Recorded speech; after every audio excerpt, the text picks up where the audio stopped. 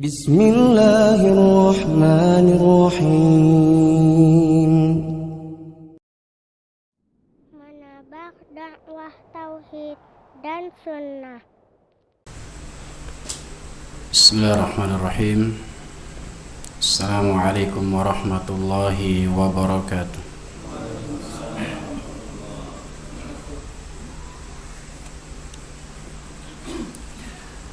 Innal hamdalillah nahmaduhu wa nasta'inuhu wa nastaghfiruh wa na'udzu billahi min shururi anfusina wa min sayyiati a'malina may yahdihillahu fala mudilla lahu wa may yudlilhu fala hadiya lahu. Asyhadu an la ilaha illallah wahdahu la syarika lahu wa asyhadu anna Muhammadan abduhu wa rasuluhu la nabiyya ba'dah. Allahumma salli wa sallim wa zid wa barik wa an'im ala abdika wa rasulika Muhammad ibn Abdillah alaihi afdalus salat wa atammut taslimat. Wassalatu wassalamu ala alihi wa ashabihi wa man sara ala nahjihi wa tamassaka bi sunnatihi ila yaumiddin. Yaqulullahu azza wa jalla ya ayyuhalladzina amanu taqullaha haqqa tuqatih wa la tamutunna illa wa antum muslimun. Ya ayyuhan nasu taqu rabbakumul ladzi khalaqakum min nafsin wahidah wa khalaqa minha zawjaha وبث منهما رجالا كثيرا ونساء واتقوا الله الذي تساءلون به والأرحام إن الله كان عليكم رقيبا. يا أيها الذين آمنوا اتقوا الله وقولوا قولا سديدا يصلح لكم أعمالكم ويغفر لكم ذنوبكم ومن يطع الله ورسوله فقد فاز فوزا عظيما. أما بعد. أيها الإخوة وأيتها الأخوات, para jamaah musalla Darus Shalihin. Tadi anak nyari musalla Darul Falah tadi. Muter ke sana enggak ketemu-temu. Ternyata Darus Shalihin. Ya. Yang semoga senantiasa dirahmati dan dimuliakan oleh Allah Subhanahu wa taala. Kita memuji Allah Subhanahu wa taala, bersyukur atas segala nikmat yang telah sedang dan insyaallah akan terus kita rasakan dari Allah Subhanahu wa taala, dan kita gunakan nikmat-nikmat tersebut hanya untuk beribadah kepada Allah Subhanahu wa taala, untuk mendekatkan diri kita kepada Allah Subhanahu wa taala. Kemudian salawat dan salam marilah kita senantiasa kirimkan kepada Nabi kita Nabi Muhammad sallallahu alaihi wasallam sebagai bentuk keimanan dan kecintaan kita kepada beliau sallallahu alaihi wasallam. Insyaallah kajian kita pada kesempatan malam hari ini adalah tafsir juz amma yang induknya atau yang paling banyak kita ambil insyaallah dari tulisannya Syekh Muhammad bin Syekh siapa? Syekh Abdurrahman bin Nasir As-Sa'di rahimahullahu ta'ala. Beliau adalah salah satu gurunya dari Syekh Muhammad ibn Shalih Al-Utsaimin rahimahullahu ta'ala. Nanti insyaallah kita bacakan sekilas bagaimana biografi beliau rahimahullahu ta'ala. Para jamaah yang dimuliakan oleh Allah Subhanahu wa ta'ala, sering kita mendengar ungkapan bahwasanya ayo kita kembali kepada Al-Quran dan As-Sunnah. Benar nggak? Sering dengar nggak? Tapi apa yang dimaksud dengan kembali kepada Al-Quran dan kembali kepada As-Sunnah? Banyak orang memahami kembali kepada Al-Quran bikin musabaqah saja ya, bukan berarti itu nggak boleh. hanya bikin musabaqah, perlombaan dan lain sebagainya. Namun sebutkan oleh para ulama setidaknya ada 4 makna dari ungkapan kita, bagaimana cara kita kembali kepada Al-Quran khususnya yang akan kita bahas ini. Yang pertama, maksud dari kembali kepada Al-Quran adalah kembali mengimani Al-Quran tersebut. Kita beriman dengan isinya, apapun isinya di situ. Karena di sana berkaitan dengan hukum, berkaitan dengan kisah-kisah pada zaman dahulu yang kita wajib mengimani dan meyakini. Ya, isi Al-Quran tersebut adalah sebuah kebenaran, adalah sebuah hak, bukan sekedar dongeng, ya, sebagaimana yang digembor-gemborkan oleh orang-orang liberal dan orang-orang yang benci kepada Islam, yang mereka menggembar-gemborkan bahwasanya apa-apa yang terjadi yang diceritakan dalam Al-Quran ini bukanlah suatu hal yang benar. Namun sebagai seorang yang beriman, bahkan Al-Quran ini adalah salah satu mukjizat terbesar bagi Nabi kita Nabi Muhammad sallallahu alaihi wasallam, yang orang-orang kafir zaman dahulu ditantang oleh Allah Subhanahu wa taala untuk mendatangkan bahkan satu ayat saja, namun enggak mampu, bahkan sampai detik ini pun tidak ada yang mampu mendatangkan yang semisal dengan Al-Quran. Dan Al-Quran ini para jamaah yang dimuliakan oleh Allah Subhanahu wa taala cocok di setiap zaman, di setiap tempat dan di setiap masa. Tidak ada expirednya maksudnya, ya. Bukan hanya untuk orang Arab saja, bukan hanya untuk orang Timur Tengah saja, bukan, akan tapi cocok di setiap jenis manusia, baik dia kulit hitam, kulit putih, atau seperti kita yang kulitnya hitam keputih-putihan, ya, atau putih kehitam-hitaman, sawo matang ya bahasanya. Nah, cocok di setiap, nggak pandang bulu, baik laki-laki, perempuan, kecil, besar, cocok. Ini yang harus kita yakini para jamaah yang dimuliakan oleh Allah Subhanahu wa taala, agar kita bisa benar-benar kembali kepada Al-Quran, ya. Kembali kepada Al-Quran bukan bulan Ramadan saja, ya. Bukan, jadi ada namanya kalau diceritakan oleh para ustadz kita itu nuzulul Quran. Itu nama nuzulul Quran, Pak.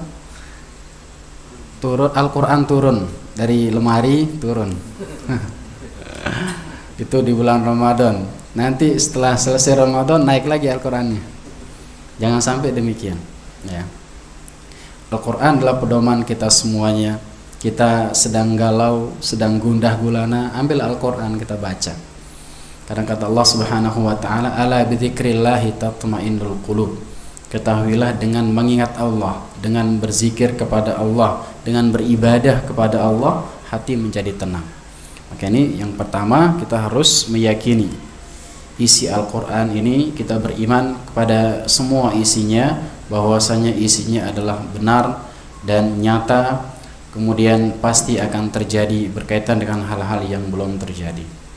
Kemudian yang kedua, makna dari cara kita kembali kepada Al-Quran adalah kita menghafalnya, membacanya dulu, yang kedua membaca dulu. Ya, jadi selain kita meyakini akan kebenarannya, maka kita harus membaca.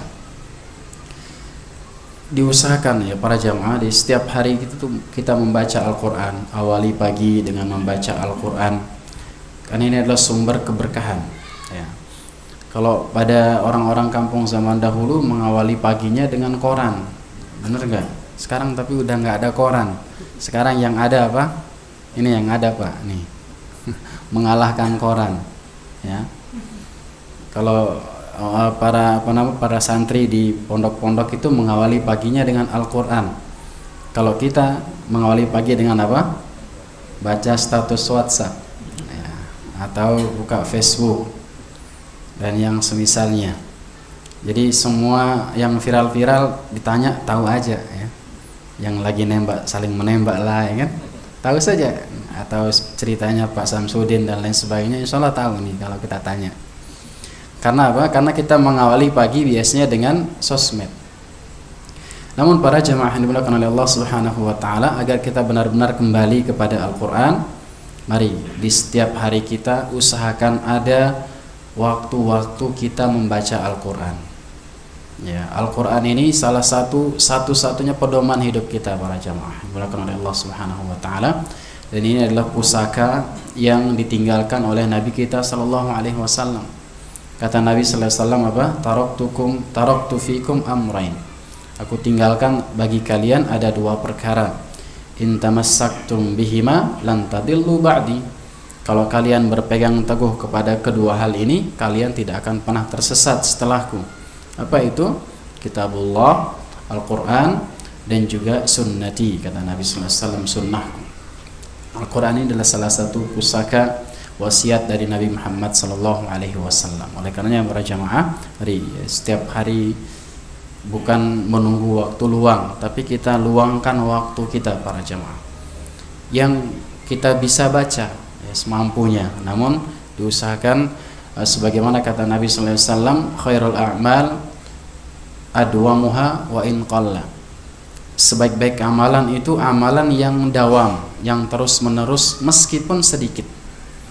Ya, setelah sholat mungkin luangkan waktu 1 atau 2 baris atau setengah halaman, atau setelah zikir pagi, ya, sebelum berangkat ke tempat kerjaan. Jadi diluangkan waktunya sebelum tidur dan lain sebagainya.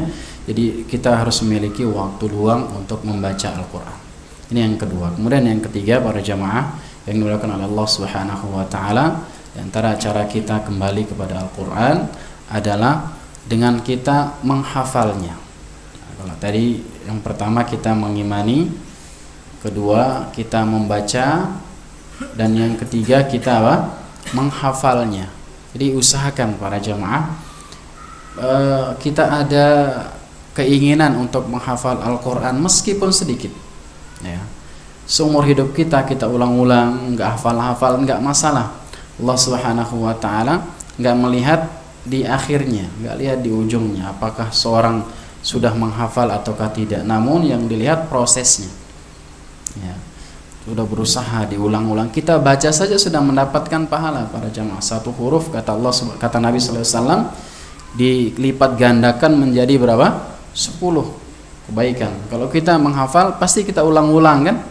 Kita mengulang-ulang saja itu sudah mendapatkan kebaikan demi kebaikan dari Al-Qur'an. Ya, oleh karenanya Imam Utsman bin Affan, Khalifah Rashid, beliau mengatakan, "Lau taharat qulubukum ma sabi'tum min kalami rabbikum." Kalau seandainya hati kalian itu suci, kata beliau, kalian tidak akan pernah kenyang dengan membaca Al-Qur'an. Maka ini diantara cara kita introspeksi diri para jamaah. Apakah kita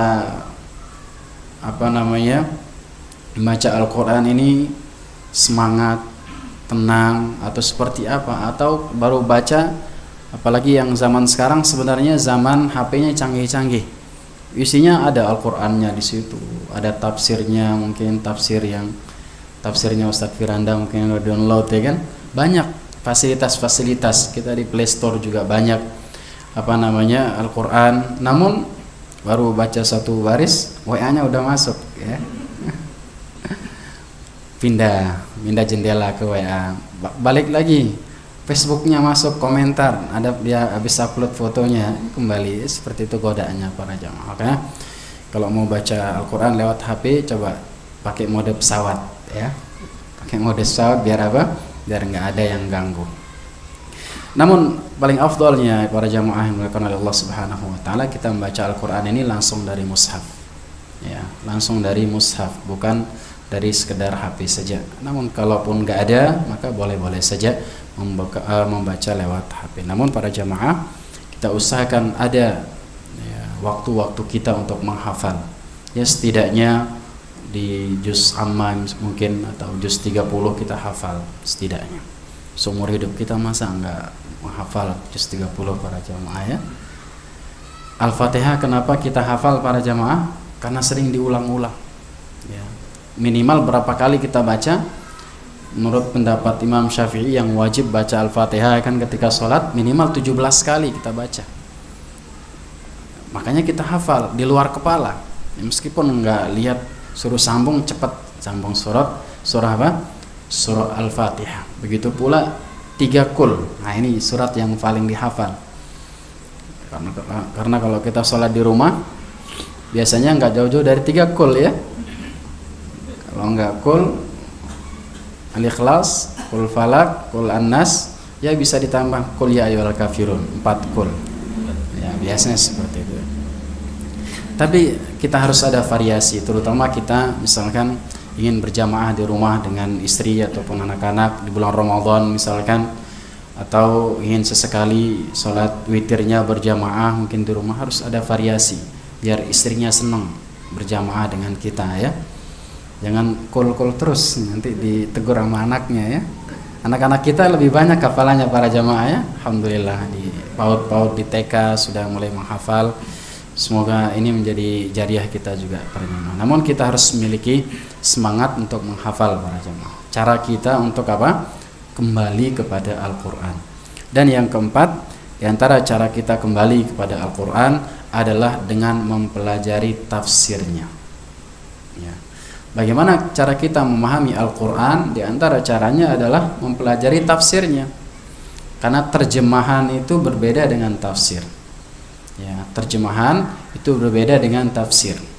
Kalau tafsir dia menjelaskan makna-makna yang terkandung di dalam Al-Quran tersebut, per ayat atau per kata, per surat dan semisalnya. Maka ini juga cara kita para jamaah untuk kita kembali kepada Al-Quran dan kembali kepada As-Sunnah. Dan di antara sumber yang akan kita ambil di sini adalah dari tulisannya Syekh Abdurrahman ibn Nasir As-Sa'di rahimahullahu ta'ala. Nama beliau ya, sedikit nama kunyah, meskipun enggak punya anak yang sahih dan anha yang sahih, beliau belum pernah melahirkan. Namun beliau punya nama kunyah. Siapa nama kunyahnya?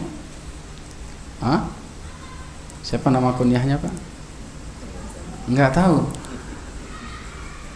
Nama ibunya antum siapa? Iya. Nur Aisyah. Mirip namanya Aisyah ya. Nama ibunya siapa, Pak? Ibu Bapak. Ibunya Bapak siapa namanya? Lugiem. Satu lagi, Bapak siapa nama ibunya? Kita ya.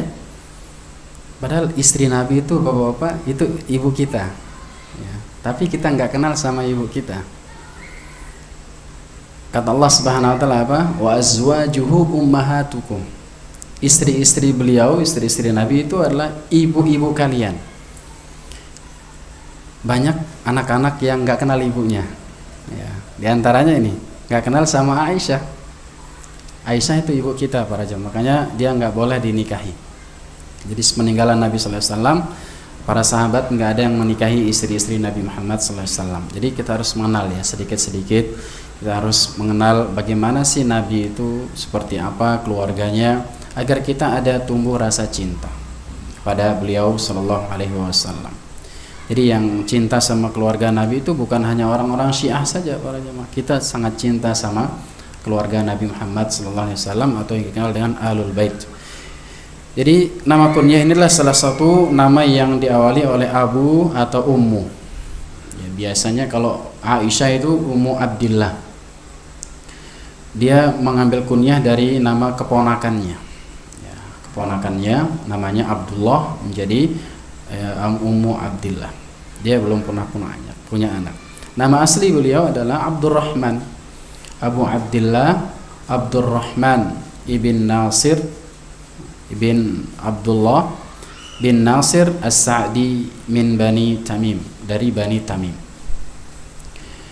Jadi nama beliau adalah Abdurrahman, jadi dicatat. Dan sebaik-baik nama kata Nabi SAW adalah Abdullah atau Abdurrahman. Ini kalau mau kasih nama anak para jamaah, kasih nama yang disandarkan kepada asma Allah Subhanahu wa ta'ala, nama-nama Allah. Abdurrahman, Abdullah, Abdul Ghafur ya, Abdul Wahab misalkan, atau Abdus Sabur dan yang lainnya di antara nama-nama Allah Subhanahu wa taala. Ini adalah nama yang paling baik di sisi Allah Subhanahu wa taala. Jadi kalau kita terutama yang alhamdulillah sudah faham, misalkan sudah mulai mempelajari Islam dengan baik, kasih nama yang benar. Ya, jangan ikut-ikutan kepada nenek moyang kita ya. Nenek moyang kita nama-namanya aneh-aneh. Nama-nama buah-buahan ya kan. Kalau di kampung saya itu nama-nama buah-buahan namanya para jamaah. Kalau di sini di Jawa apa? Nama-nama zaman dahulu. Ya kayak itu ya, Poniem tadi itu nama orang dulu kan. Kemudian Luginem, pokoknya am biasanya untuk orang Jawa itu seperti itu. Tapi kalau bisa kita berikan nama anak-anak kita nama-nama yang bagus. Kalau tidak Abdullah, Abdurrahman, kasih nama-nama para nabi, nama-nama para sahabat misalkan. Atau Muhammad Idris. Sebenarnya Muhammad Idris itu nama orangnya dan nama bapaknya ya, Muhammad bin Idris Asy-Syafi'i. Namun itu para jamaah kita kasih nama, semoga harapannya adalah mendapatkan kecipratan barokahnya dari orang yang memiliki nama mulia tersebut. Namun sebaik-baik nama sekali lagi adalah Abdurrahman, Abdullah atau nama-nama yang disandarkan kepada nama Allah Subhanahu wa taala. Beliau Syekh dikenal dengan Syekh As-Sa'di. Ya, diambil dari Qasim yang ada di Arab Saudi sana. Mungkin ada yang pernah pergi ziarah ke sana. Ya, di sana ada namanya Qasim ya. Bisa di searching juga. Kemudian beliau dilahirkan pada tanggal 12 Muharram 1307 Hijriah. 12 Muharram 1307 Hijriah. Masehinya kira-kira berapa tuh Pak? Masehinya kira-kira berapa Pak? Kurang lebih Ana udah cari 1886 Masehi. Ya, masih di bawah abad keberapa berarti ini? Kalau Hijriahnya berarti abad ke-13 Hijriah. Waktu masih kecil beliau Syekh As-Sa'di sudah ditinggal wafat oleh ibunya. Masih berumur 4 tahun sudah ditinggal, sudah piatu. Umur berapa? 4 tahun. Kemudian belum genap 7 tahun bapaknya meninggal. Subhanallah, sudah yatim, sudah piatu tadi umur 4 tahun, umur 7 tahun yatim. Dan biasanya para ulama itu dilahirkan dari keluarga yang kurang biasanya. Kemudian susah hidupnya pada masa kecilnya. Namun tumbuh dengan yang seperti yang kita lihat sekarang ya, di mana-mana. Kalau di pondok-pondok itu biasanya dikaji ini kajian tafsir beliau, karena beliau menafsirkan Al-Quran ini sangat ringkas ya, pendek-pendek penjelasannya, tidak seperti tafsir Ibnu Katsir. Ada yang pernah baca tafsir Ibnu Katsir? Ya, semuanya riwayat-riwayatnya disebutkan di situ, banyak sekali, kadang bikin pusing juga bacanya ya. Meskipun terjemahannya juga kadang bikin pusing karena terlalu panjang. Kalau kata beliau pendek ya, katanya apa dijelaskan sedikit dan seterusnya. Begitu pula Al-Imam Ahmad rahimahullahu ta'ala, beliau juga masa kecilnya sudah ditinggal meninggal para jamaah oleh bapaknya. Jadi beliau dirawat oleh ibunya. Begitu pula Al-Imam Syafi'i rahimahullahu ta'ala, beliau hidup bersama ibunya. Namun kita membutuhkan ibu-ibu seperti ibunya Imam Ahmad bin Hanbal, ibunya Imam Syafi'i, yang tegar para jamaah. Jadi bukan ditinggal suaminya terus patah semangat, bukan. Justru beliau mengorbankan hidupnya itu ibunya Imam Ahmad untuk mendidik anaknya dan enggak kenal lelah.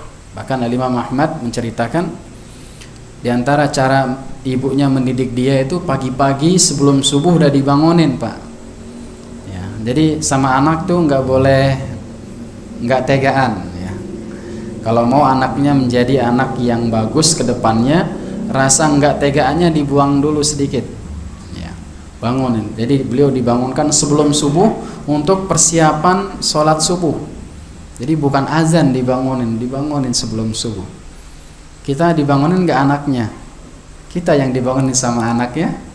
Anaknya nangis baru kita bangun. Jadi kemudian apa? Setelah dekat waktu diantar ke masjid oleh ibunya, ditungguin Pak, ditungguin di dekat masjid situ di luar sampai selesai sholat baru dibawa pulang lagi. Lihat bagaimana perjuangan seorang ibunya Imam Ahmad. Sampai detik ini masih dikenal, yang namanya Ahmad ibn Hanbal tuh masih dikenal, masih disebut-sebut. Bahkan kalau kita baca tulisan-tulisan para ulama selalu rawahu Ahmad, diriwayatkan oleh Ahmad. Betapa banyak jariah ibunya para jemaah. Ya, buah dari didikan ibunya menjadi seorang ulama. Makanya kita nggak boleh gengsi Pak.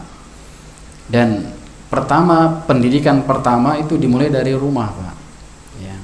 Jangan sampai pendidikan pertama itu kita sia-siakan anak-anak kita. Kita pengen punya anak yang soleh, punya anak yang solehah. Namun kadang kita lupa bahwasanya pendidikan itu mulai dari rumah, bukan dari pondok pesantren, bukan dari rumah tahfidz Darus Shalihin, bukan. Nanti lanjutannya Darus Shalihin atau di pondok lanjutannya dari rumah. Ya. Bagaimana caranya biar bisa pendidikan dari rumah? Ya, carikan ibu yang baik. Makanya sering kita sebutkan bahwasanya pendidikan anak itu sebenarnya mulai dari sebelum menikah Pak. Bukan dari pendidikan anak usia dini, bukan. Tapi sebelum menikah sudah bisa merencanakan. Dengan cara kita menjadi baik dulu, kemudian kita carikan calon ibu yang baik, calon ibu yang ngerti tentang pendidikan, bukan hanya bisa main TikTok doang zaman sekarang ya, joget-joget segala macam. Nauzubillah ya, mudah-mudahan istri kita dijauhi dari hal yang demikian. Jadi itu para jemaah yang dimuliakan oleh Allah Subhanahu wa taala. Oleh karena Nabi kita sallallahu alaihi wasallam katakan apa? Al-ummu madrasatul ula lil aulad. Ibu itu adalah madrasah yang pertama bagi anak-anak kita. Kalau kita mungkin sibuk di luar cari nafkah lain sebagainya, maka yang mengambil mengemban amanah itu adalah istri kita di rumah. Makanya paling bagusnya istri itu adalah kerja di rumah. Kerjaannya apa? Banyak kerjaannya. Kalau kita mau gaji istri itu para jamaah, mungkin gaji kita nggak cukup. Gajinya ngantar anak berapa ya kalau kita sewa orang, masak, kemudian apa lagi nyuci, ya kan? Nyapu, ngepel, ngurusin rumah. Kalau dia bisa manjat genteng, dia masuk genteng istri kita. Tapi dia nggak bisa. Ya, perbaiki lampu dia kalau bisa dia perbaiki sendiri. Subhanallah. Makanya ini para jamaah kita harus banyak-banyak bersyukur ya. Punya istri, terutama istri-istri yang salehah di rumah, yang ngangenin kita di rumah ya. Kemudian sebutkan juga beliau menghafal Al-Quran dan menguasai ilmu qiraah sebelum berusia 11 tahun. Ya, sebelum berusia 11 tahun sudah menghafal Al-Quran plus ilmu qiraat. Dan ini diantara kebiasaan para ulama kita rahimahumullahu ta'ala. Mereka memulai belajar itu dari menghafal Al-Quran, yang tentunya sudah bisa baca Al-Quran para jamaah. Kalau kita di kampung-kampung dahulu masih kecil itu sudah bisa baca Al-Quran ya. Ada yang dari kampung sini? Semuanya ya. Jadi kebiasaan kita kan maghrib sampai isya itu ngaji ya pada zaman dulu itu. Tapi kalau di kota-kota subhanallah ada yang SMA belum bisa baca Al-Quran, subhanallah. SMP bahkan mahasiswa ada yang belum bisa baca Al-Quran, kan nggak lucu itu kan. Muslim dari lahir namun tidak bisa membaca Al-Quran, boro-boro mau menghafal Al-Quran, baca saja belum bisa. Kayak ini diantara kebiasaan para ulama kita yang harus kita contoh ya. Tidak ada kata terlambat para jamaah ya. Anaknya sudah umur SMP, mulai dari sekarang pendidikan yang pertama fokus kepada menghafal Al-Quran. Karena menurut penelitian semakin banyak hafalan Al-Quran seorang itu di kepala, dia semakin cerdas para jamaah. Bukan seperti yang dikatakan liberal ya, makin goblok kan, makin menghafal makin bodoh katanya. Ini adalah sebuah hal yang bertentangan. Kalau dia bukan mengolok-olok syariat, maka ini bertentangan dengan kenyataan. Kita lihat di Timur Tengah sana, mereka fokus hafal Al-Quran dulu. Ya, halakoh di mana-mana. Maka ini yang harus kita ikuti kebaikan-kebaikan tersebut mulai dari keluarga kita. Mulai dari keluarga kita, ajarkan sejak dini menghafal Al-Quran sedikit demi sedikit, insya Allah bisa. Sudah banyak contohnya. Umur di bawah 10 tahun sudah menghafal Al-Quran. Zaman sekarang itu banyak. Oke, kalau zaman dahulu mungkin alasannya belum ada gadget mungkin. Tapi zaman sekarang juga banyak Bapak-bapak sekalian sudah bisa membaca Al-Quran, sudah bisa menghafal Al-Quran. Masih umur bahkan di bawah 10, bahkan belasan tahun itu sudah bisa dan mampu untuk menghafal Al-Quran. Kemudian Syekh As-Sa'di menghabiskan waktunya untuk menuntut ilmu dan belajar di kota beliau. Di mana tadi kota beliau, kelahiran beliau? Bapak-bapak, tadi di mana syekhnya lahir tadi? Qasim atau Unaizah. Ya, Qasim atau Unaizah. Beliau belajar dari ulama-ulama yang ada di sana dan ulama-ulama yang datang ke sana. Jadi ada yang datang berziarah. Pada zaman dahulu itu biasanya para ulama itu safar, pergi mencari ilmu, mencari hadis, dan beliau belajar di sana dari para ulama-ulama yang berkunjung ke kota beliau. Kemudian di antara guru-guru beliau, boleh ditulis ya. Di antara guru-guru beliau rahimahullahu taala yang terkenal di kalangan para penuntut ilmu, ya. Anak nggak tahu antum sudah kenal belum nanti sama syekhnya nih. Yang pertama yang terkenal adalah Syekh Ibrahim bin Muhammad bin Hasir. Ada yang pernah dengar para jamaah? Baru dengar tadi katanya.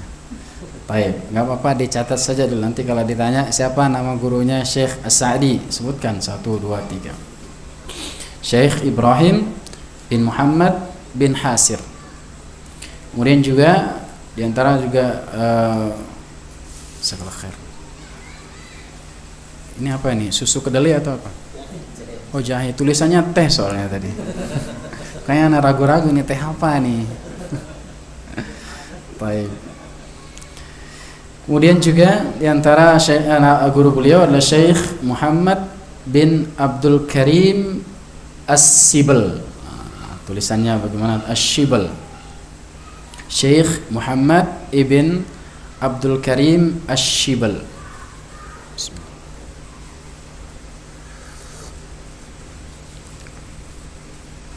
Kemudian juga di antara guru beliau adalah Syekh Saleh bin Utsman, qadhinya Unaizah. Qadhi itu maksudnya adalah hakim. Hakim Unaizah pada saat itu. Jadi kalau qadhi di negeri-negeri Timur Tengah itu levelnya sangat tinggi para jamaah. Bukan hanya sekedar ahli fatwa. Kalau fatwa itu bisa dikerjakan, bisa enggak. Tidak bersifat lazim untuk dikerjakan. Namun kalau qadhi sudah memfatwakan sebuah fatwa itu harus dijalankan. Karena biasanya dia juga dikawal oleh pemerintah. Dari zaman dahulu, dari zaman para ulama kita ada yang namanya qadhi, dan itu diantara jabatan yang sangat bergengsi pada zamannya. Nggak tahu kalau zaman sekarang ya, hakim-hakim kita itu. Semoga Allah berikan hidayah kepada mereka ya, pada kita semua juga. Ya, jadi qadhi zaman dahulu berbeda dengan qadhi zaman sekarang. Ya, qadhi zaman sekarang ya seperti itu, Pak ya. Kemudian diantara guru beliau dan ketinggalan tadi dahulu Al-Imam Ahmad juga pernah ditawarkan sebagai qadhinya Yaman, tapi beliau nggak pernah mau. Sampai-sampai terakhir ditawarkan oleh guru beliau Al-Imam Syafi'i, wahai Ahmad, kalau kamu mau jadi qadhi Yaman, karena khalifah pada saat itu pengen ngangkat beliau jadi qadhi, tapi dia nggak mau. Kata beliau, ad-dunu minhu fitnah. Dekat kepada pemerintah itu adalah fitnah para jamaah. Jadi para ulama itu berusaha bagaimana biar mereka jauh dari pemerintah. Karena kalau udah dekat sama pemerintah para jamaah, biasanya lisannya itu agak keras. Bagaimana lisan keras? Untuk menyalahkan itu repot, ya kan? Ya, kalau apalagi sudah digaji setiap bulan, ya kan? Dikasih jabatan tinggi, untuk amar ma'ruf nahi mungkarnya biasanya kurang. Begitu pula Imam Syafi'i rahimahullah ta'ala ditawari mau jadi zamannya Harun ar-Rasyid, ditawari qadhi di mana-mana, tidak mau. Kata beliau mau pulang ke Mekah, ya udah qadhi di Mekah saja, tapi beliau tetap tidak mau rahimahullah ta'ala. Ini adalah sikap para ulama kita yang patut kita contoh. Jangan sampai kita menjual agama, menjual keimanan kita demi sebuah jabatan, demi sebuah kursi panas yang kelak pertanggungjawabannya sangat panjang. Dan juga diantara guru-guru beliau yang terkenal juga adalah Syekh Muhammad As-Shinqiti. Kalau ini sering dengar ya, Syekh Muhammad As-Shinqiti yang ada tinggal di Hijaz pada saat itu. Dan juga para ulama juga menyebutkan bahwasanya beliau kalau dikatakan muridnya Al-Imam Ibnu Taimiyah dan Al-Imam Ibnu Qayyim juga bisa masuk, kata beliau, meskipun nggak ketemu. Ya. Al-Imam Ibnu Taimiyah itu meninggal tahun berapa para jamaah? Ada yang tahu? Ada yang tahu? Al-Imam tahu, Ibnu Taimiyah tahu kan ya? Nama pondok yang ada di Bogor ya. Jadi siapa? Syekhul Islam Ibnu Taimiyah. Kapan meninggalnya para jamaah?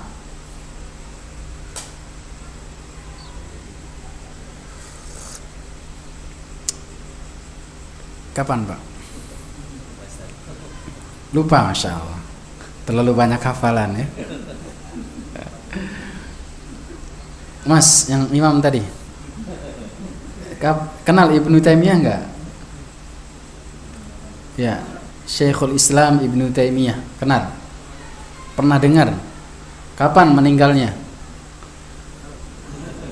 Enggak ikut pemakamannya Ustadz. Jadi beliau meninggal, boleh dicatat, tahun 728 Hijriah. Tahun 728 Hijriah. Begitu pula Al-Imam Ibnu Qayyim, itu muridnya Ibnu Taimiyah juga, wafat tahun 751 Hijriah.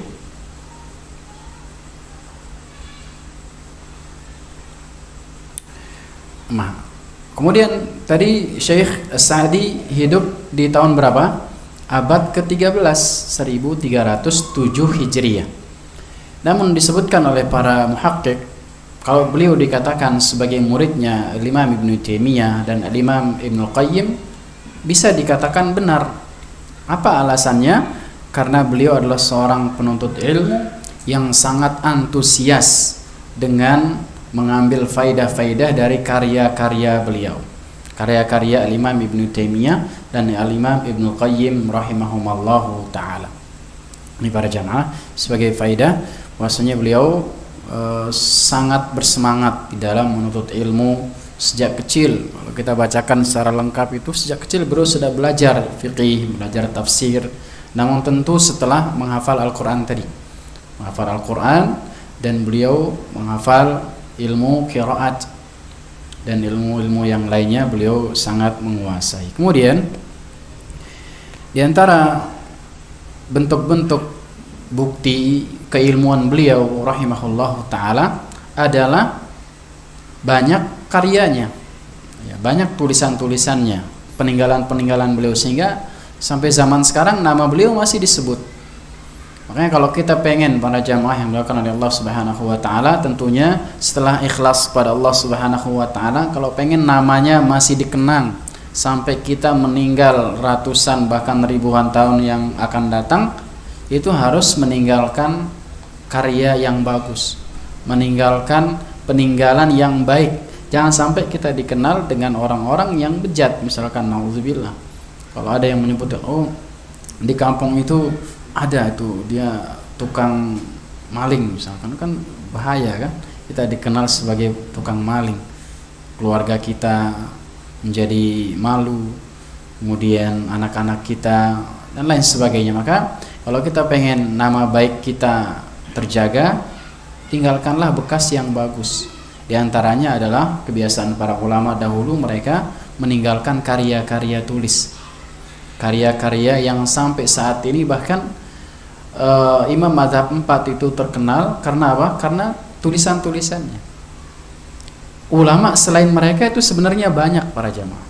Ya, jadi tapi yang terkenal adalah yang 4 tadi. Kenapa? Karena di antaranya murid-murid mereka menuliskan fatwa-fatwa dari imamnya. Sebenarnya masih banyak mazhab-mazhab yang kalau kita pelajari lebih dari 4 sebenarnya. Namun yang terkenal adalah mazhab 4.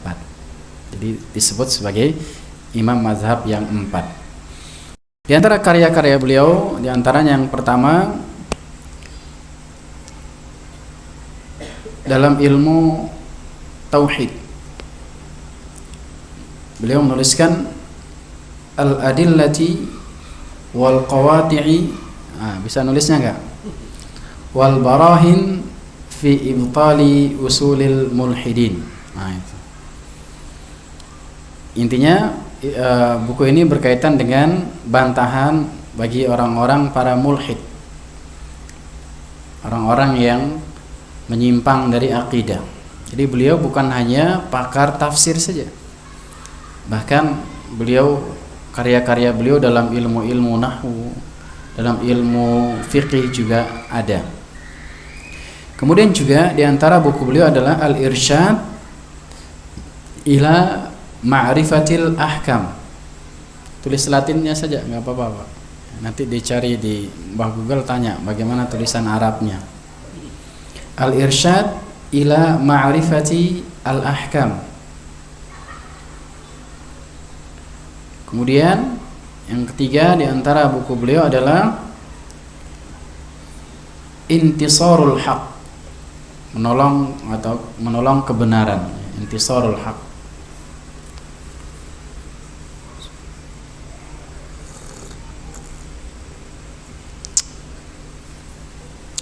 Kemudian juga di antara buku-buku beliau adalah Bahjatu Qulubil Abrar wa Qurratu Uyunil Akhyar fi Syarhi Jawamiul Akhbar. Panjang ya. Ya, kita bacakan yang pendek-pendek saja. Ini. Yang keberapa ini, Pak? Yang kelima, yang pendek saja. Diwan Khutab, Diwanul Khutab. Kemudian Tanzihuddin, mensucikan agama. Ar-Rad ala Al-Qasimi, bantahan untuk Al-Qasimi. Kemudian juga di antara buku beliau adalah yang akan kita baca insyaallah, Taisir Karimir Rahman fit Tafsiri Kalamil Mannan. Taisir Karimir Rahman fi Tafsiri Kalamil Mannan. Ini tafsir Al-Quran yang insyaallah kita akan baca biidznillahi ta'ala. Kemudian di antara ada juga buku beliau tentang rokok para jamaah. Jadi judulnya adalah Hukmu Syurbud Dukhan, hukum merokok. Ini bagi yang mau baca bagaimana sih hukum rokok, nanti bisa dibaca. Mungkin nggak tahu sudah ada terjemahannya atau enggak. Kemudian juga di antara buku beliau Risalah fi Qawaid Al-Fiqhiyah. Jadi ada qawaid fiqhiyah juga beliau nuliskan. Kemudian di antara juga yang juga terkenal juga di kalangan pondok itu berkaitan dengan fikih, judulnya adalah Manhajus Salikin. Pernah dengar ya? Manhajus Salikin fit Tauhidi Fiqhi Fid Din. Dan karya-karya beliau yang lain sangat banyak. Di sini ana carikan kemarin ada 23 nih. Nanti bisa dicari yang lain ya. Kemudian di antara cara kita mengenal beliau, keilmuan beliau adalah kita lihat murid beliau rahimahullah ta'ala. Dan murid beliau yang paling terkenal zaman sekarang ini adalah Syekh Muhammad Ibn Saleh Al-Utsaimin rahimahullah ta'ala. Jadi kalau kita mau cari di bidang-bidang ilmu, di bidang-bidang buku, beliau menulis banyak bidang ilmu. Syekh Muhammad ibn Saleh Al-Utsaimin rahimahullahu taala, beliau belajar dari Syekh As-Sa'di itu banyak ilmu, di antaranya ilmu tauhid, kemudian ilmu tafsir, ilmu hadis, ilmu fiqih, ilmu usul fiqh, kemudian ilmu waris, ilmu mustalahul hadis, ilmu nahwu, dan ilmu sharaf. Di banyak. Jadi ini menunjukkan juga dalamnya ilmu Syekh As-Sa'di. Ya, karena beliau juga mengajarkan dan menghasilkan murid yang sangat bagus. Ya, sampai zaman sekarang itu di Arab Saudi itu masih dikenang nama beliau rahimahullahu taala, Syekh Muhammad ibn Saleh Al-Utsaimin. Syekh Muhammad bin Saleh Al-Utsaimin pernah memberikan sebuah pujian kepada Syekh Abdurrahman As-Sa'di rahimahullahu taala. Beliau pernah mengatakan dalam sebuah risalahnya yang artinya kita sebutkan bagi ada yang mau menulis. Beliau katakan, saya banyak sekali berpengaruh dengan metode beliau di dalam mengajar. Jadi banyak metodenya Syekh Muhammad bin Shalih Al-Utsaimin ini mirip dengan metode mengajarnya Syekh As-Sa'di. Dan bagaimana metode beliau menyampaikan ilmu, beragam contoh dan makna. Jadi beliau sangat rahim kepada murid-muridnya, sangat mengutamakan kemudahan murid-muridnya. Berbeda dengan sebagian guru zaman sekarang, bagaimana biar muridnya susah aja, ya, kasih tugas yang susah. Ini bukan termasuk ciri-ciri guru yang bagus ya para jamaah ya. Kalau bisa permudah, kalau bisa dipermudah maka permudah.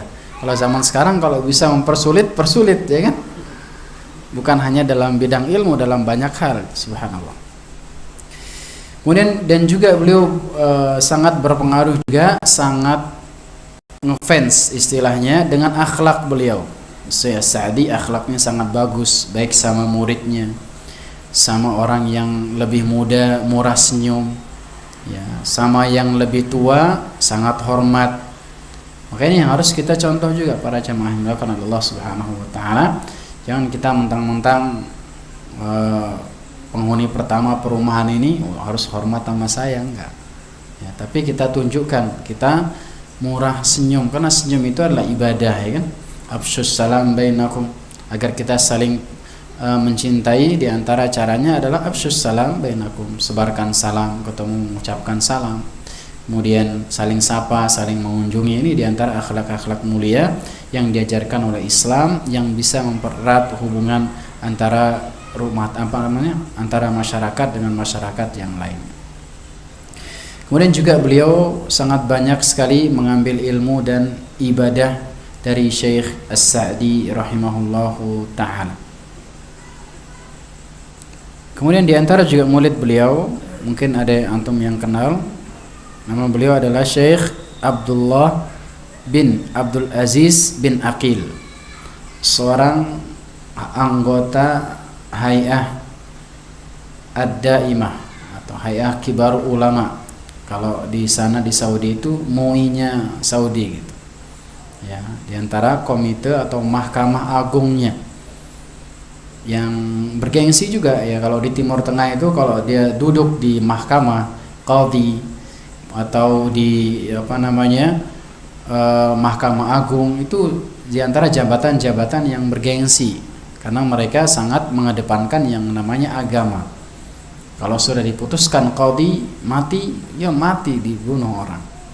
Nah, jadi makanya dia adalah sebuah posisi yang sangat bergengsi. Kemudian beliau diwafatkan terakhir, beliau wafat atau meninggal dunia pada tanggal 24 Jumadis Tsani pada tahun 1376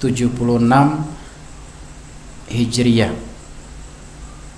1376 Hijriyah. Jadi berapa umurnya para jamaah? Tadi lahir 1307, meninggal 1376.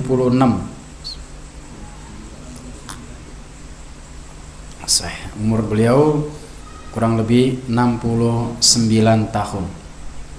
Namun beliau meninggalkan karya-karya yang sangat banyak sekali. Ya, umur kita udah berapa nih, Pak? Siapa yang paling senior di sini? Bapak ya, bukan? Bapak kayaknya ya? Enggak. Ya, ada yang umurnya 50 lebih di sini? Udah lebih 50, Pak ya? Bapak? Lebih 50? Belum. Ada yang lebih 50 sini? Kayaknya Bapak ya? Belum. Masya Allah. Nggak ada yang mau umur di atas 50 ini. Masih 20-an nih ya. Baik. Jadi kendati umur beliau 69 tahun, namun beliau meninggalkan hasanah yang sangat banyak para jemaah. Ya, jariah beliau akan terus mengalir. Didoakan oleh para penuntut ilmu, kemudian semakin bermanfaat ilmunya, dibaca di mana-mana, diterjemahkan, diperbanyak, maka jariah amal beliau, pahala beliau akan terus menerus mengalir sampai kapanpun juga karya-karya beliau dibacakan. Sampai jam berapa kita? Biasanya sampai jam berapa kajian? Taib. Sampai jam 10. Siapkan kopinya dulu, Pak.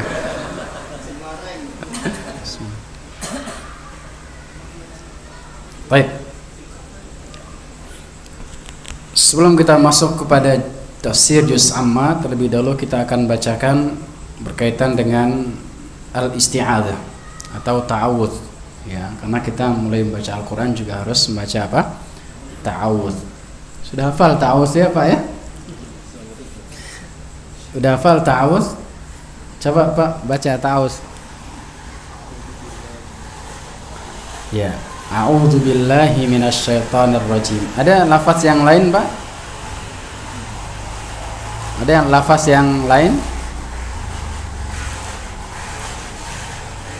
Apa? Lafaz yang lain? Taunya cuma itu aja? Ada tapi lupa.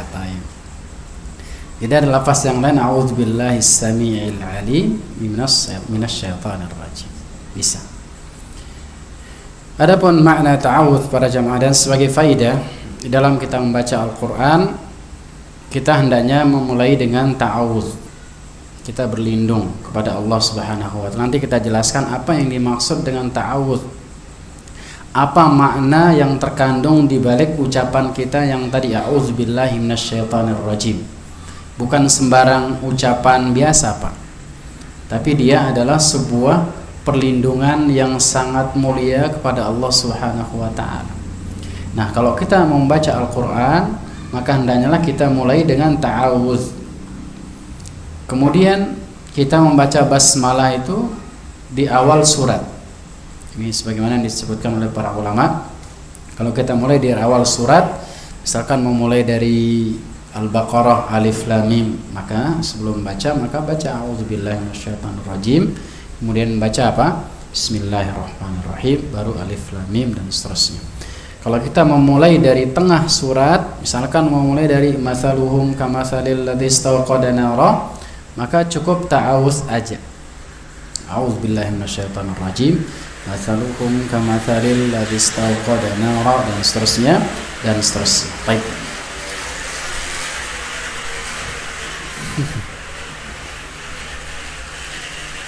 Ini kita ambilkan makna ta'awudznya, kita ambilkan dari penjelasannya Al-Imam Ibnu Katsir rahimahullahu taala. Beliau mengatakan faslun makna al-isti'adzah. Bab makna al-isti'adzah. Makna a'udzubillahi minasyaitonir rajim. Makna dari ucapan kita a'udzubillahi minasyaitonir rajim ay astajiru bijanibillahi minasyaitonir rajim. Aku berlindung, ini maknanya, silakan ditulis makna dari a'udzubillahi minasyaitonir rajim. Aku berlindung di sisi Allah Subhanahu wa taala dari syaitan yang terkutuk. An yadurrani fi dini au dunyaya. agar tidak memudaratkanku dalam urusan agamaku ataupun urusan duniaku. Au yasuddani an fi'lin ma umirtu bihi, atau menghalangiku dari berbuat sesuatu yang diperintahkan.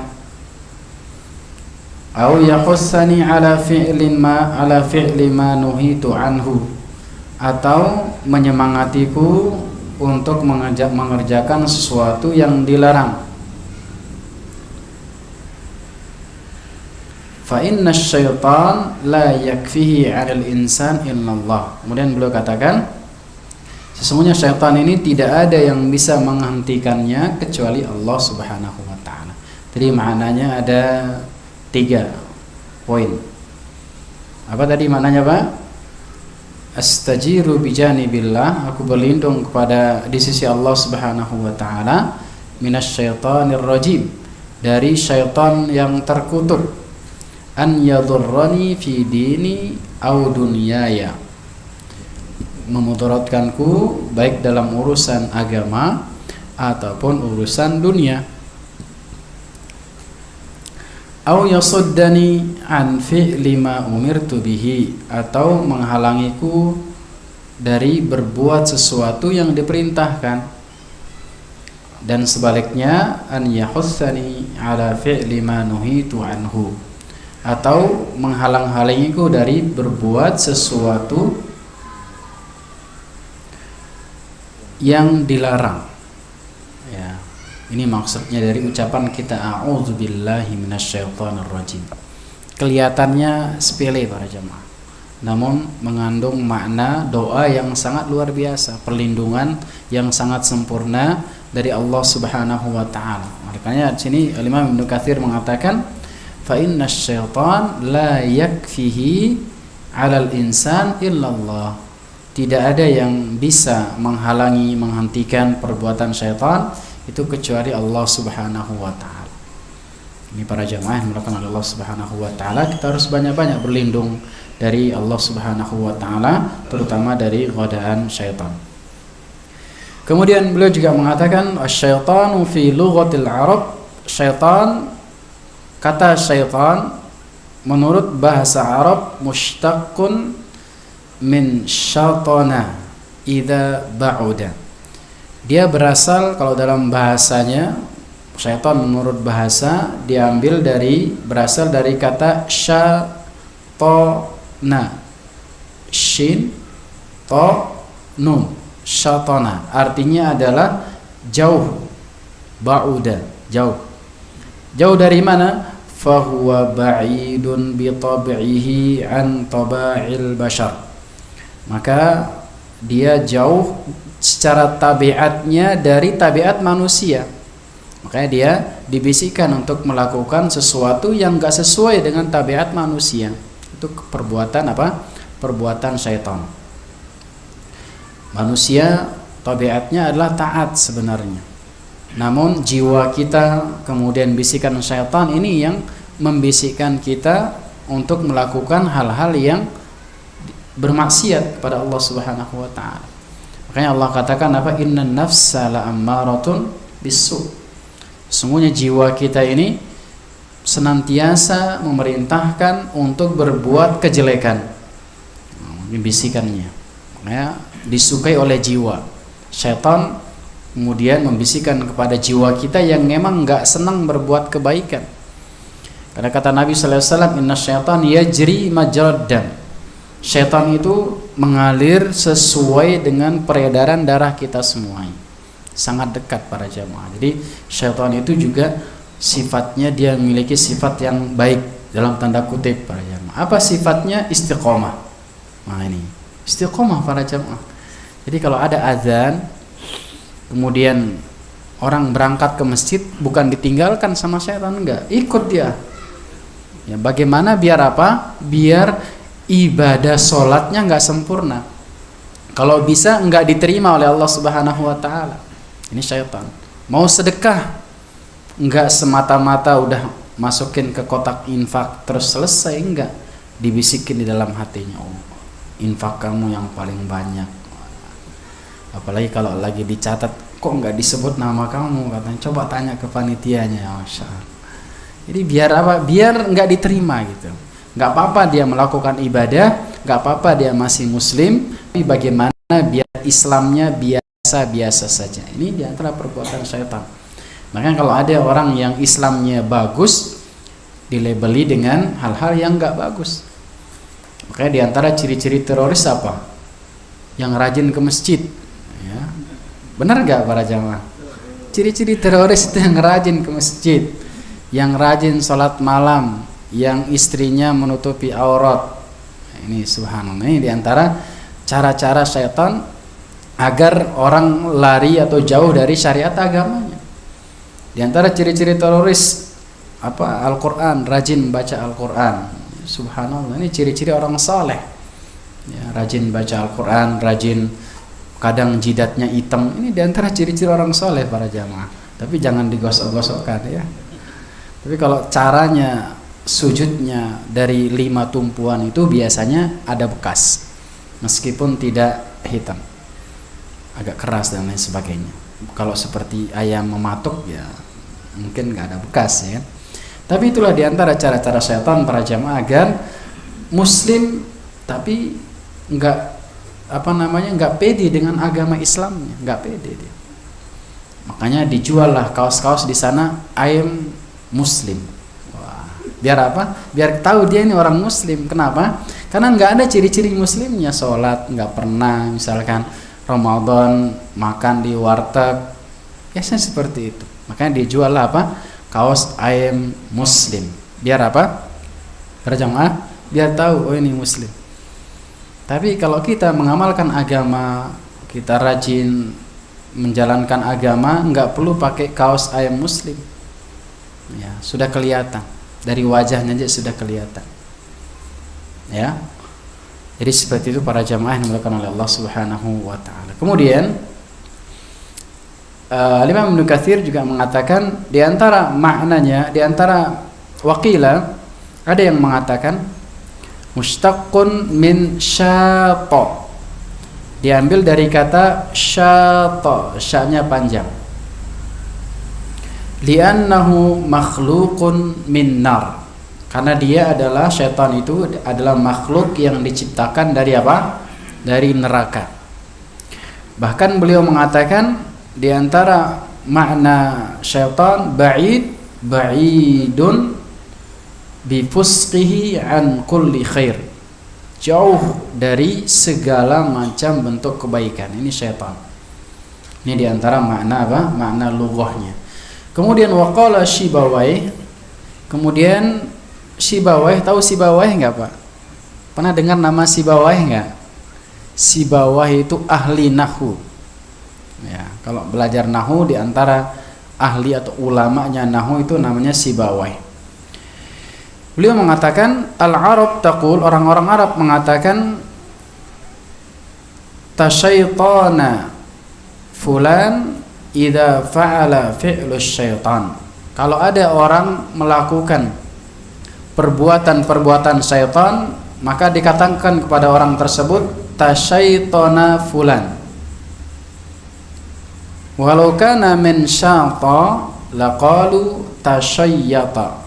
Ini menjelaskan bahwasanya makna yang benar syaitan itu bersumber dari kata syaitana tadi yang pertama. Jadi tadi ada dua kan ya. Ada yang mengatakan syaitan berasal dari kata shin ta nun, syaitana. Ada yang mengatakan syata, panjang sya-nya. Tapi yang benar kata Sibawayh ahli bahasa, yang benar adalah berasal dari kata syaitana, wasyaitanu mustaqqun minal bu'di 'alas sahih. Dan syaitan ini bersumber dari kata jauh. Ini yang paling benar. Jauh dari rahmat Allah, jauh dari semua kebaikan, jauh dari tabiat manusia. Ini yang dimaksud dengan apa? Dimaksud dengan syaitan. Walihada yusammuna kullama tamarrada min jinni aw insi wa hayawan syaitan. Kayaknya Pak RT-nya itu bukan. Oleh karenanya orang-orang yang membangkang atau memberontak baik dari kalangan jin ataupun kalangan manusia ataupun kalangan hewan disebutkan oleh Allah Subhanahu wa taala sebagai syaitan. Syaitan itu bisa dalam 3 bentuk, Pak. Bisa dalam jenis jin, bisa jenis manusia, bisa juga jenisnya hewan. Syaitan. Mana dalilnya? Dalilnya dalam surah Al-An'am ayat yang ke-112. Allah Subhanahu wa taala mengatakan, "Wa kadzalika ja'alna likulli nabiyyin aduwan syayatinal insi wal jinni yuhi ba'duhum ila ba'din zukhrufal qawli ghurura." Dalam surah Al-An'am ayat yang ke-112. Nanti bisa dicari ayatnya. Allah katakan apa? Dan begitu pula kami jadikan di setiap nabi itu ada musuh-musuh.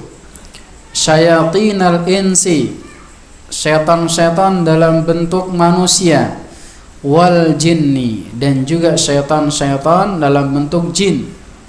Yuhi ba'duhum ila ba'din, yang membisikkan sebagian di antara sebagian yang lain, zukhrufal qawli ghurura, ucapan-ucapan indah yang menipu manusia.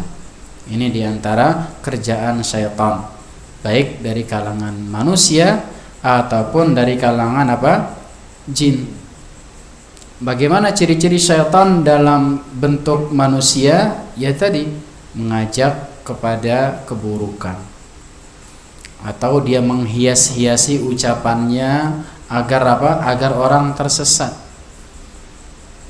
Ini diantara apa? Ciri-ciri syaitan yang sebenarnya sudah jelas-jelas benar, cuman dia apa namanya? Poles-poles dengan keindahan bahasanya ataupun mungkin gelar-gelarnya yang mentereng. Ya, zaman sekarang ada profesor, doktor sekian, namanya berjejer gelar-gelarnya untuk mempoles sebuah kebenaran, namun dianggap biar apa? Biar samar-samar minimal, apalagi dijauhkan dari kebenaran tersebut.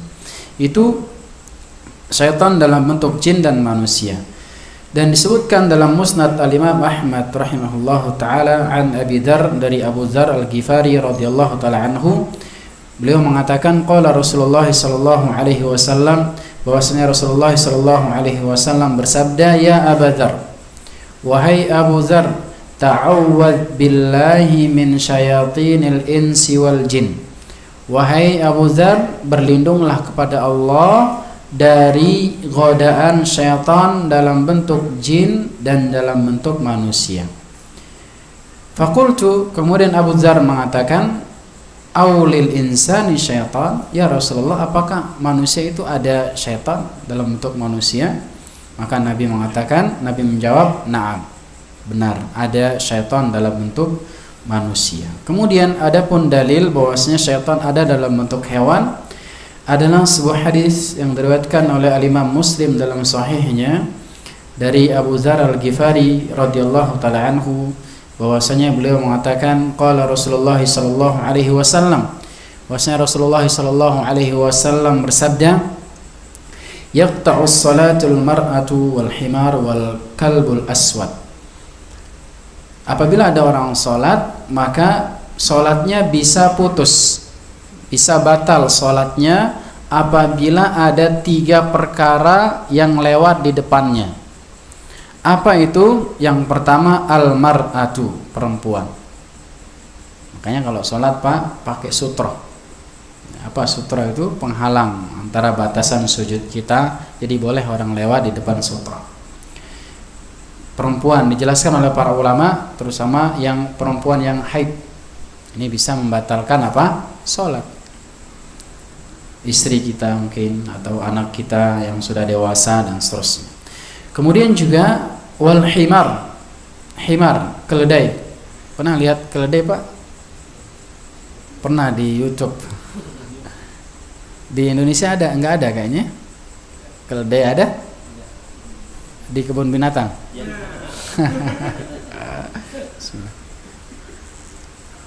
Ya, ada di kebun binatang katanya. Nanti kita lihat ya. Kemudian 3, wal kalbul aswad, dan anjing yang hitam. Mungkin nggak anjing masuk ke musola atau masjid? Hah? Ya mungkin ini lagi sholat di lapangan atau di luar ya. Kayaknya kalau ke masjid, kalau ditutup kayaknya nggak mungkin masuk. Faqultu ya Rasulullah, kemudian Abu Dzar mengatakan, ya Rasulullah, ma balul kalbil aswad minal ahmar wal asfar. Kenapa kok yang disebutkan cuman anjing hitam saja ya Rasulullah? Bagaimana dengan anjing-anjing yang merah ataupun anjing-anjing yang kuning atau anjing-anjing yang lain lah selain warna hitam? Maka faqala, Nabi mengatakan, al kalbul aswadu syaitan. Anjing hitam itu adalah syaitan. Ya, makanya kalau kita tengah malam ya sering dengar anjing ya kadang menggonggong, itu biasanya syaitan pada jam yang hitam. Mana dalilnya ini? Nabi sallallahu alaihi wasallam katakan al-kalbul aswadu syaitan. Kemudian terakhir ya, karena udah pada lihat jam kayaknya.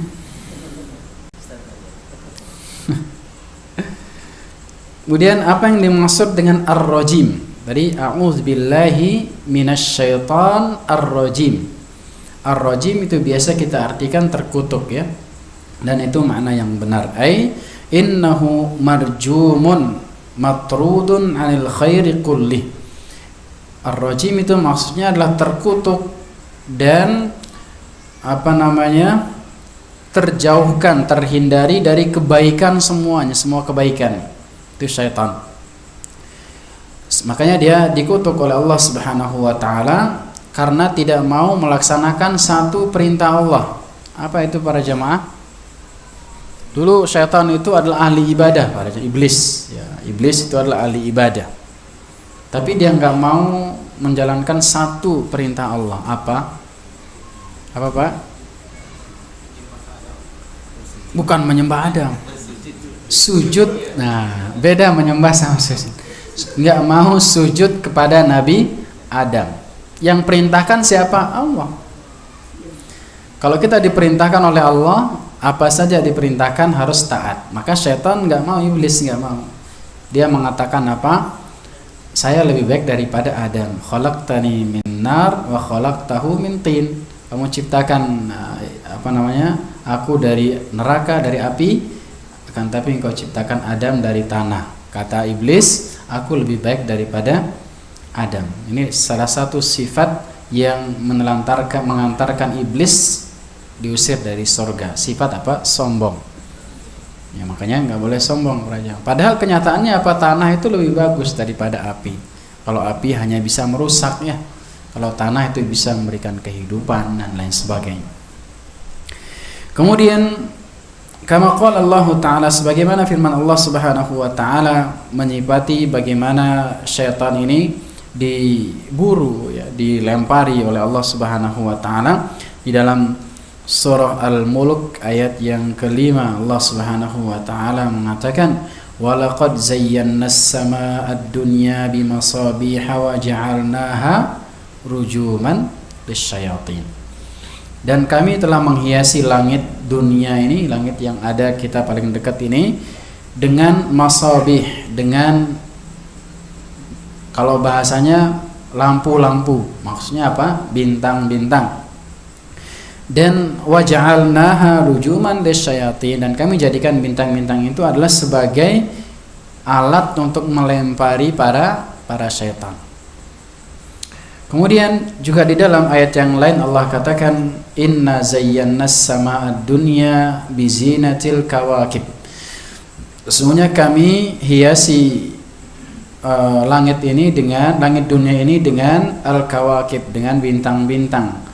Wa hifzan min kulli syaitanin marid, dan kami jaga dari segala bentuk syaitan yang maridun, durhaka. La yasma'una ilal mala'il a'la. Syaitan-syaitan itu tidak dapat mendengarkan pembicaraan para malaikat. Wa yuqzafuna min kulli janib, dan mereka dilempari dari segala sisi. Yani tadi penguat dari dalil yang pertama bahwasanya syaitan itu adalah dilempari apa? Bintang-bintang oleh Allah Subhanahu wa taala. Kemudian duhuran lahum wa lahum adzabun wasib.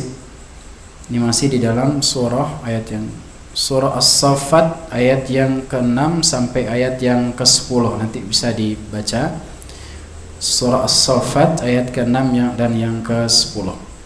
Kemudian kata Allah Subhanahu wa taala dalam ayat yang lain dalam surah Al-Hijr ayat yang ke-16 dan 17, Allah Subhanahu wa taala mengatakan, "Walaqad ja'alna fis sama'i burujan wa zayyannaha lin-nadhirin wa hafiznaha min kulli syaitanir rajim illa man istaraqas sam'a fa'atba'ahu shihabun mubin." Dan di antara ayat-ayat yang lain, ila ghairi dzalika minal ayat, dan di antara ayat-ayat yang lain yang menunjukkan bahwasanya syaitan ini di antara yang dilempari oleh Allah Subhanahu wa taala dengan menggunakan apa? Menggunakan bintang. Pada kesempatan kali ini semoga yang sedikit ini bermanfaat untuk ana pribadi dan kepada para jamaah sekalian. Apabila ada yang benar maka itu dari Allah Subhanahu wa taala, apabila ada yang salah maka itu murni dari kesalahan dan kekurangan ilmu ana pribadi. Mohon maaf apabila ada tutur kata yang salah. Subhanakallahumma bihamdik asyhadu an la ilaha illa anta astaghfiruka wa atubu ilaik. Assalamualaikum warahmatullahi wabarakatuh.